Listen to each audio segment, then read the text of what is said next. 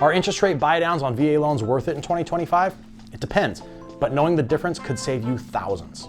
Interest rates in 2025 are still a hot topic, and everyone's looking for better ways to save. Buydowns can really help, but only if you understand how they work on a VA loan. I'm Jason Wood, the VA loan guy, and in this video, we're going to unpack temporary and permanent buydowns, how they're structured on VA loans, and whether they make sense for your situation. So let's jump in. What is a buydown on a VA loan? Let's start with the basics. A rate buydown is when someone, usually the buyer, seller, or builder, pays money up front to lower the mortgage interest rate. There are two types. Number one, a temporary buydown.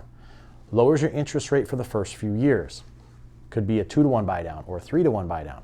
Number two is a permanent buydown. You pay points to lower your rate for the life of the loan. VA loans allow both, but there are rules. Temporary buydowns. There's the 2-to-1 buydown and the 3-to-1 buydown. A 2-to-1 buydown means year one, your rate is 2% below the note rate. Year two, it's 1% below the note rate. And year three and beyond, full rate. Here's the catch. VA requires you to qualify based on the full rate, and the difference in monthly payments during years 1 and 2 must be covered up front, usually by the seller or the builder. That money goes into a special escrow account and is applied monthly. Great for veterans expecting income increases or wanting a softer landing into home ownership.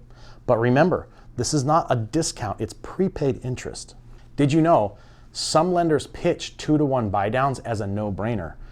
But if the home's price is inflated to cover the cost of the buydown, you're still paying for it, it's just in disguise. Always ask, who's funding it and is it baked into the price? We had a client who used the 2-to-1 buydown knowing a military promotion was on the way. It made the first 2 years easier, and when they refinanced, they got into a better rate down the road. One of my favorite strategies, and we've had several clients do this, is where they have the seller pay for the entire interest rate temporary buydown on a 2-to-1 buydown without increasing the purchase price of the home.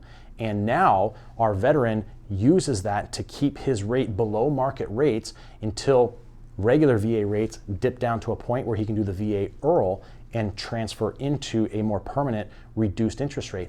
The secret sauce on this is if it's done before the 2 years is up, that subsidy that was paid for by the seller is still existing. So if they come through the same lender, they can capitalize and use whatever's remaining in that escrow account and apply it towards the new refinance. So not only are they going to get a lower rate on the new refinance, they can use those leftover funds to buy the rate down even further. Permanent rate buydowns. With a permanent rate buydown, you pay points.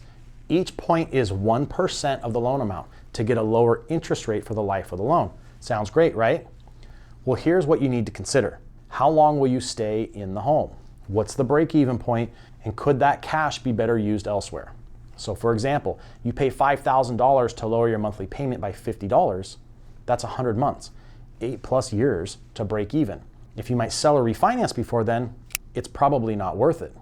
And 1% lower in interest rate is not equivalent to a 1% discount point. They're not exactly the same. So buydowns can be a smart strategy, but only when they fit your goals. Let's run the numbers together. We'll show you what you qualify for, how buydowns affect monthly payment and closing costs, whether the break-even math works for you. So just head to VALoanGuy.us or click the link below to request a free buydown analysis. Let's make sure your VA loan saves you money, not just in the short term, but for the long haul.